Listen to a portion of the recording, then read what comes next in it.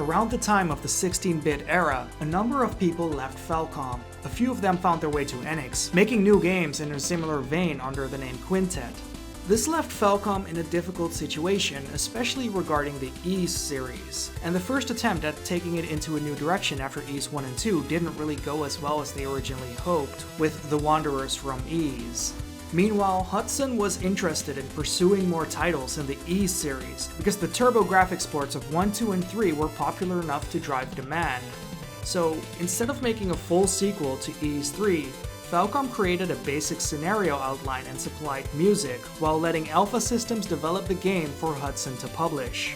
Because Ys games had typically been brought over to multiple systems at the time, Falcom approached other developers to get the game on more platforms, which is how Tonkin House, the people who made the Super Nintendo version of Ys 3, got to make Mask of the Sun. These are the two versions that I am going to focus on, because for the longest time, these were the two main versions of Ys 4 that existed until Taito made another one of their PlayStation 2 versions, and Falcom finally made their own with Memories of Celceta years later. I'm not interested in covering another Taito game anytime soon, so please do not look forward to that. I am, however, going to cover Memories of Celceta after the PC version comes out in the future. Please do look forward to that, as I am looking forward to playing it for myself for the first time. What is interesting from the two old versions, Tonkin House's Mask of the Sun and Hudson's Dawn of Ys, is that of these two games, only one was considered canon by Falcom, because they stuck to the outline presented to them more directly. And since that version came first, as Tonkin House rushed Hudson to the market with their take on the story, let's start this double review of Ys 4 with Tonkin House's game on the Super Nintendo, Ys 4, Mask of the Sun.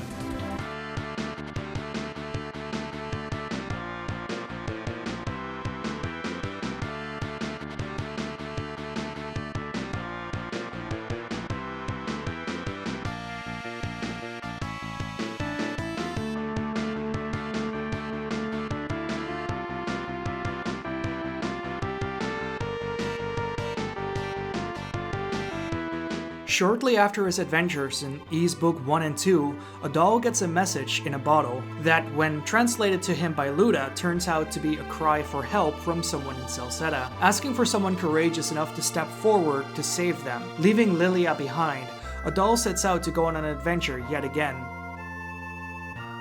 From here, things just sort of happen in a really haphazard sort of way.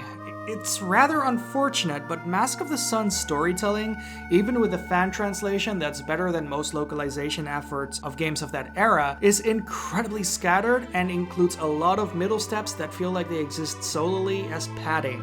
The important parts of the story that it really hinges on is that during his adventure in Celceta, a doll learns that there was an ancient race of Celcetans called the Eldeen that were often regarded as gods because of their winged appearance, with lots of statues of winged goddesses scattered across the island, as well as an ancient prophecy that says the world would come to an end if an ancient artifact were to be abused by one of the Celcetans, which turns out to be the Black Pearl that was important in Ys Book 1 and 2.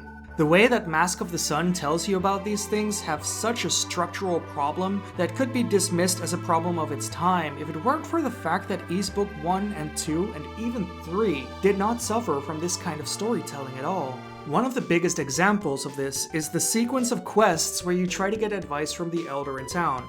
You're told about him by an old explorer in the middle of a bunch of old ruins. He tells you that you need to get 3 special artifacts, named the 3 Eyes, and tells you that you should ask the elder about them. The elder tells you that the sage could help, but the sage only sees people who have gathered all 3 eyes. Adol makes a realization that someone from Ys 2 has the 3rd eye and sets off to Rand's village to find them again, only to realize she's gone all the way to Celceta to find him by the time that he gets there. So he sets off to make his way back to Celceta to get that 3rd eye so the elder can let him see the sage, and then the sage tells him about a special sword that is hidden in a ruin. On your way to that ancient sword, you find a magic ice sword that makes a magic ice bridge 2 screens away from where you find it, and the special sword is immediately behind it. Then you bring back the special sword to the sage, who then lets you see the ghost of the past, who makes your special sword even more special. This is how most of the game flows, and it's really bad. things that deserve more explanation and time spent on it are brushed aside, and what's important gets rushed past. At one point you're literally struck by lightning which flings you to a castle where you listen in on an important conversation before you're beaten to an inch of your life in the most over-the-top, cartoonishly evil way.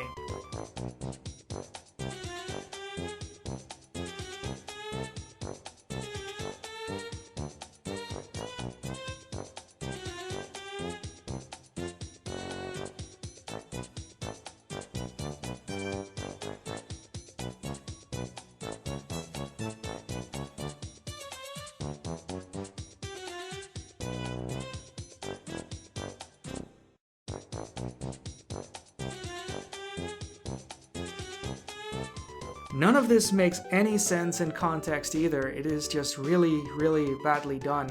Oh, and Adult talks much more frequently than he did in Ys 3. Playing through the games where Adult speaks is what makes me really glad that he's a silent protagonist now, because it's not really a character that works when he's throwing out simple dialogue constantly. If this sounds rough now, wait until you see the actual gameplay, because Mask of the Sun uses bump combat. But it does it in a game with really bad hitboxes and weird movement quirks. Like enemies being able to reposition themselves as you're pushing them around, or at one point an enemy who fires laser beams at you, but the laser beams are one whole tile to the side, so they're likely going to hit you if you're properly hitting them from off-center. Something about the movement in general feels really off, like there's a weird delay on everything. The combat in Mask of the Sun is frustrating in ways the previous bump combat games covered in the series have never been. There's also a bit where there's poison damage for some reason, and it works the way that it does in a lot of old JRPGs. Whenever you take a step, you take damage. In a game where all the combat is the movement, there should be a law against this sort of game design. What also doesn't help is that all of the areas in the game feel like they're randomly generated.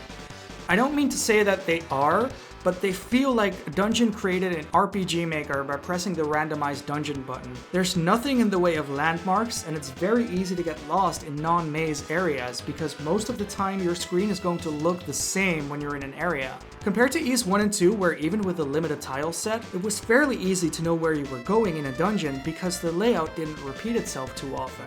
It is really not fun to run through areas in this game, and as you can probably tell already, the spawn rate for enemies is absolutely ridiculous. Things are still going to get worse, by the way. Ys games tend to use their combat systems especially well for their boss fights, and in Mask of the Sun, I almost quit playing the game when I got to 3 of them.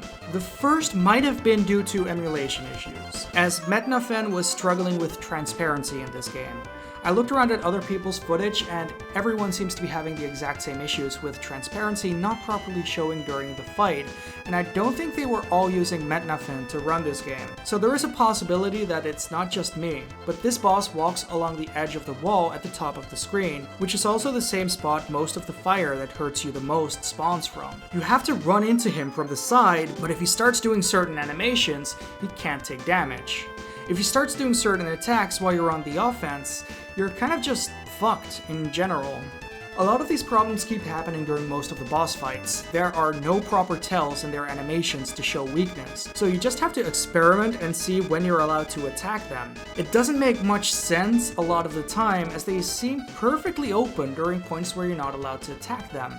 There's one boss in the game that just randomly pops up when you're walking around in the first area of Ys 1. It's a scripted encounter, but it's so badly set up that unless you know about it in advance, you wouldn't expect a boss fight there. An arena even just pops up out of nowhere for this fight. This was the second boss where I nearly gave up, because the hitboxes to all of his projectiles aren't anywhere near accurate to what he's actually throwing at you. Like, look at this. This isn't anywhere near me, and it killed me almost instantly. The second to last boss has a second phase where you're supposed to tank most of the damage while standing in between 2 laser beams that can lock you in place until you die if you make the slightest misstep. It took me over an hour before I even figured out what the hell I was supposed to do during this fight, because it just didn't make any sense. And it didn't help that I had to fight my way through his dialogue and the first form before even getting here. This one nearly broke my stance against using save states for games I emulate for the channel, because I was just getting tired of this game at this point. I nearly gave up here as well, but but because I was so close to the end, I felt like I had to push through. Like there is something incredibly counterintuitive to having to tank damage in a game entirely about the movement, where you usually have to avoid all the damage. There's a story moment that nearly made me quit the game too, and it was one of the most surreal moments I've experienced in a game in a very long time. At one point, upon entering a room in the final dungeon, you're given the choice to either give up the artifacts that you've collected so far to save a life, or to keep the artifacts in defiance. If you decide to keep them, you're instantly killed and get booted back to the title screen.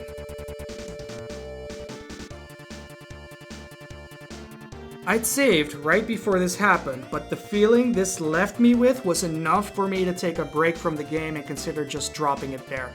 Oh, by the way, if you pick the other option to give the artifacts and save the girl is still killed, but thankfully a magical plot device brings her back to life later. To make it worse, the final dungeon itself is a gigantic maze, but not in the sense that it is in Ys 1 and 2. Tonkin House's idea of a big maze appears to be a collection of big rooms where you have 8 exits and only one of them lets you advance. It gets so bad after a while, there's a few doors that just warp you back to right in front of them.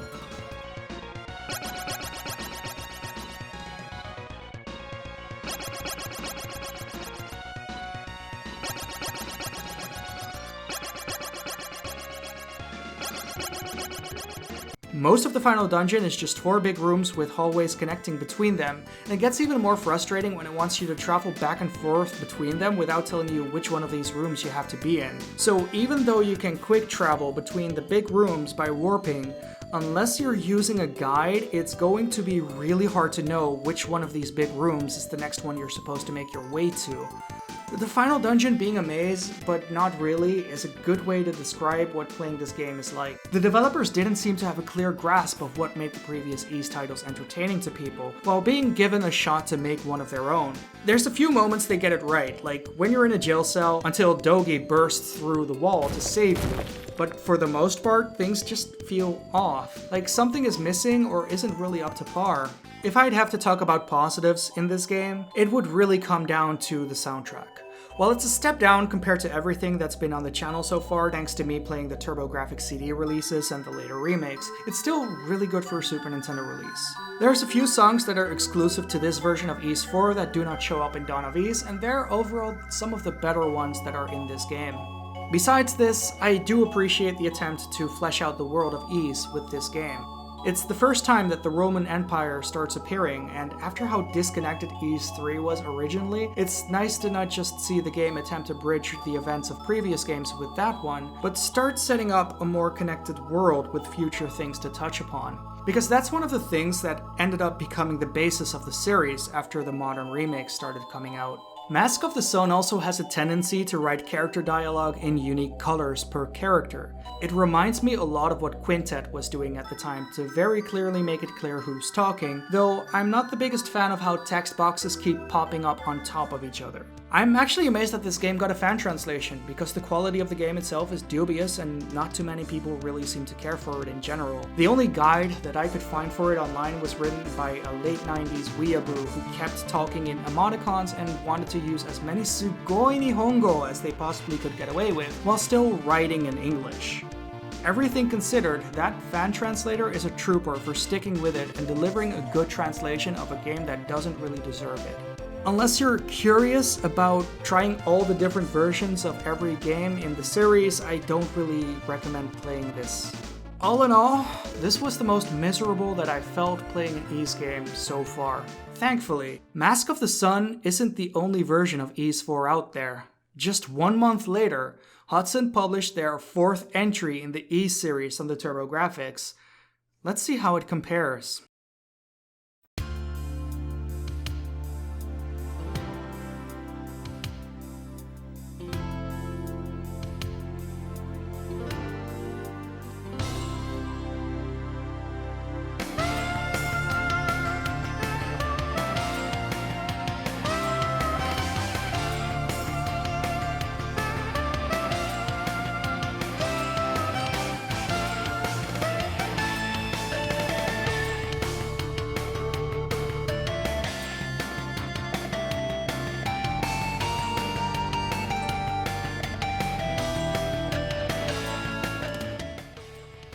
While it's technically the same game, following the same general outline, Ys 4, Dawn of Ys is a very different game than Mask of the Sun in general. In Dawn of Ys, you follow Adal as him and Dogi make it back to Asteria after their adventures in Felghana in Ys 3. Not long after arriving, Adal meets the fortune teller Sarah, who apparently did not actually die in Ys 1 as was originally thought. When things got bad with Darkfact, she fled the country, using the time to explore the meaning of her other premonitions. Because of this, she's come back to Asteria to meet Adal to tell him to go to Celceta because he is desperately needed over there. So he sneaks out of Asteria before Lilia can meet up with him to uncover what's happening in Celceta. Almost immediately, the changes are apparent, not just between these two versions of Ys 4, but also the jump in quality between Ys 1 and 2 and 4. You get two opening cutscenes, one before starting the game and another before the introduction has played out. Voice work is no longer directly tied to the music, playing separately from it now.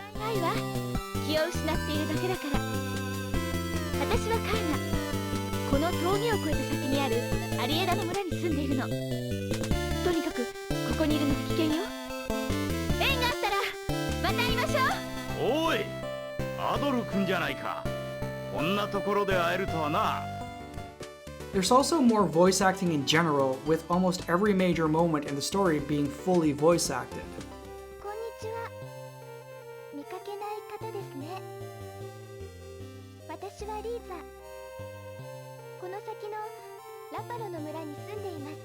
Everything moves a lot more fluidly than it used to, with more attention to detail in a lot of the animations. There's a huge emphasis on character portraits during a lot of the dialogue scenes, and I really love them to bits.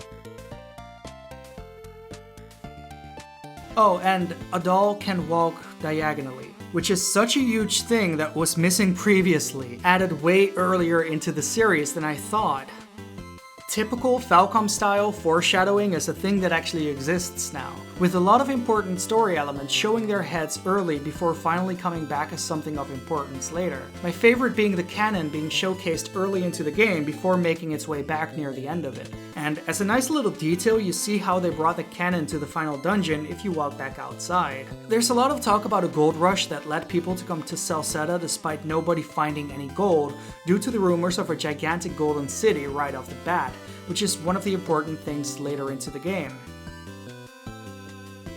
A lot of the character motivations are changed completely, and although I think if you make an outline of events in Mask of the Sun and Dawn of Ys, Mask has a better outline, while Dawn of Ys presents and builds events up so much better that it becomes a much nicer experience overall. Even when both games end up doing the same thing, they're generally done a lot better in Dawn of Ys. Like, both of them lead you to special shrines, and while Mask of the Sun does nothing at all with them beyond making you walk past them a bunch of times, Dawn of Ys puts boss encounters inside of them, each unlocking a new magical ability.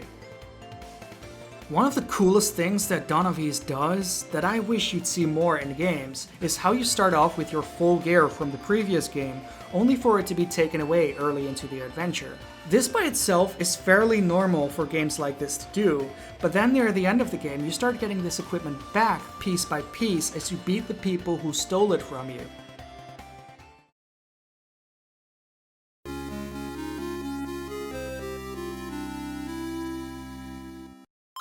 Speaking of beating people up, it's time to talk about combat. Yeah, it's bump combat. It's the best bump combat gets in the old games. Diagonal movement makes things feel a lot more fluent than it did in old titles, and I'm really glad that Ys 4 adds it, because after playing Chronicles, it felt like it was the only thing that was missing in the old versions of Ys Book 1 and 2. Bumping into enemies feels satisfying, and the areas are really fun to run around in. To put it simply, the bump combat in Dawn of Ys feels like an improved version of bump combat in Ys 1. Which is interesting because Dawn of Ys also features Ys 2's magical system, though this time without making bump combat feel invalidated during most of it. I had a lot of problems with how they balanced the bump combat in Ys 2 because they tried to not make you too overpowered by giving you both magic and bump combat, but they absolutely nailed the balance here. Both the magic and physical attack systems finally feel like they're properly complementing each other, and it makes the entire game such a blast to play.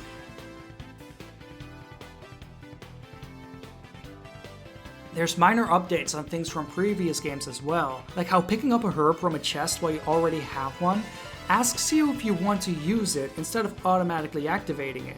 So if you don't want to heal now, you can leave that chest closed until you finally need it. Not only that, but upon using a herb as a selected item, it asks you if you want to use it with the same dialog box to stop you from accidentally using it. I feel like these are quality of life upgrades based on user feedback because I was incredibly happy to notice these changes. In a similar fashion, you no longer kill your save file by saving on an enemy spawn point.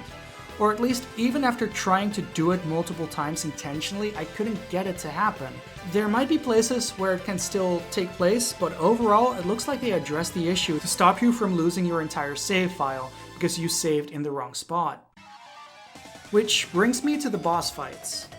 I have nothing to complain about in this regard. These are the most fun I've had with boss fights in a bump combat game. The fights are all well designed and incredibly fun to experience. The boss fights are incredibly well made and animated, and most of the fights, it's very easy to see what you're supposed to do within the first few seconds. Unlike Ys 1 and 2, I think the final boss strikes a really good balance between being a story boss beaten by smartly using equipment that overpowers you and weakens them, while still making it an entertaining fight. All in all, I have nothing but praise for the combat in this game in general. Jesus! There's some really cool stuff done with areas as you explore Celceta as well. Lots of visual set pieces that make the areas feel unique and have them stand out from one another. From a rafting sequence that goes wrong to quicksand puzzles shoving you to the bottom of the screen, and several forms of floor puzzles where you have to press switches at the right time or avoid traps. For a game where all combat is based on movement entirely, it's a good idea to base puzzles around movement as well. And when Dawn of Ys takes you back to Asteria, you actually get to go into the mines and you get to go up Darm Tower again. Darm Tower even has a newly arranged version of the theme song for that dungeon. I couldn't be happier about this. If I'd have to bring up one thing that I wasn't happy about in terms of dungeon and area design, it's the fire panel puzzle.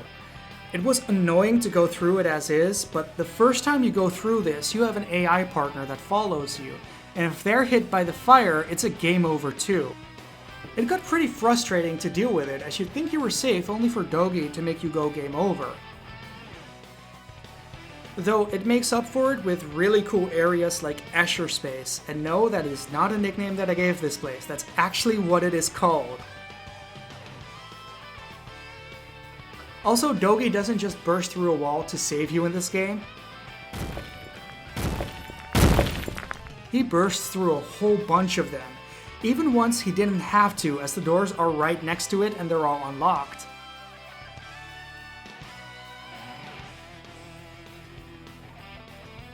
I like how this visual gag extended itself to the point that even the entrance of the dungeon has a hole right next to it when you leave it.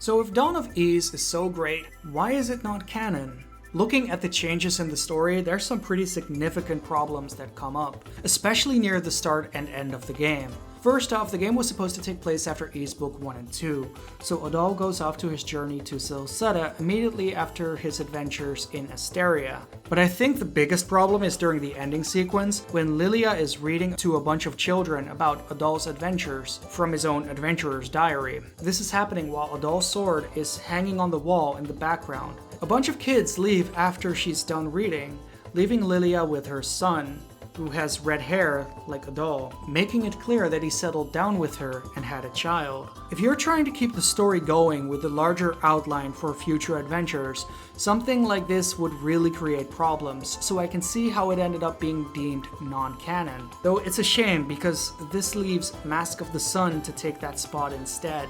Also, I haven't really mentioned this yet, but I've been playing a fan translation of Dawn of Ys, which doesn't cover the voice acting, as there's no text on the screen during these scenes. I could follow the game fine with my Japanese understanding, but I can understand it's not the same for everyone. きっとどこも変わっちまってるんだろうな。何よりもあの5番のお頭がミネヤで店を始めたってんだから変わってねえわけがねえよな。 Sometime later, a fan dub for this game was put together that basically lets you play this entire game in full English, which is pretty incredible when you think about it. 5番のお菓子や。久しぶりじゃねえか、この野郎。 You just up and left without a word almost 2 years ago. Come on, boss, don't be like that. We heard you'd open the store and decided we'd come visit. I see. In that case, I'll go easy on you. I'm glad you came too, Adol. Follow me. Everyone will be in shock. Of all the Ys games I've covered so far, I think Dawn of Ys is my favorite game so far. I might need some more time to let it really settle, but of the old games at least, it definitely is my favorite. While Mask of the Sun is my least favorite game in the series in general by far. I'm looking forward to see where Memories of Celceta will land when that finally comes to PC soon. Anyway, this was AboveUp and I'm sorry this video took so long. I made the mistake of trusting how long to beat's records for Mask of the Sun, and I think I ended up taking at least twice as long to play through the game. Not counting breaks I took in between, or the times I seriously considered quitting altogether, or the break after I'd beaten the game because the experience burnt me out on playing another Ys game after. I'm glad I got to experience Dawn of Ys, and I'm also glad Mask of the Sun is over. This is also the last of the double reviews, as there isn't much need to cover multiple games for the videos about Ys 5, 6, 7, and Origin. Though the individual games get longer from here on out, so at least it'll be easier to plan reviews for singular games. I'd like to take the time to thank the people who have pledged on Patreon, who you see scrolling on the side right now. If you enjoyed this video and would like to see more of these, please consider pledging at patreon.com/AboveUp. I would also like to thank the people who have commented and shared the previous Ys videos. I've actually learned a lot about the series myself that I didn't know about, and it's really nice to see so many people being passionate about this series in general. But yeah, this was AboveUp, and I'll see ya.